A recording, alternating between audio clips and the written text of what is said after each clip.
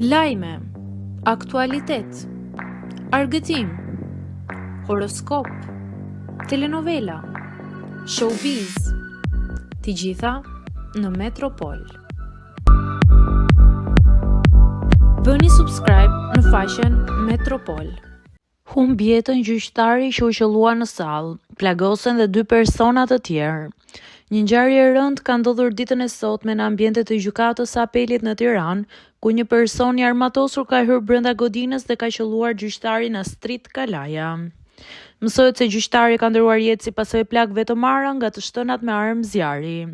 Ngjarja ka shkaktuar panik dhe alarm të madh në gjykatë, ku janë plagosur edhe 2 persona të tjerë, të cilët janë transportuar me urgjencë në spital. Fatmirësisht, sipas burimeve mjekësore, ata ndodhen jashtë rrezikut për jetën.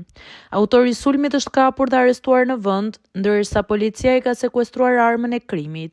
Deri më tani rrethanat mbeten të paqarta, përfshirë mënyrën se si ka arritur të hyjë armatosur në ambientet e gjykatës. Forca të shumta policie ndodhen në vendngjarje, ndërsa grupi hetimor ka nisur punën për zbardhjen e plotë të ngjarjes, identifikimin e motivit dhe verifikimet e procedurave të sigurisë brenda institucionit të drejtësisë.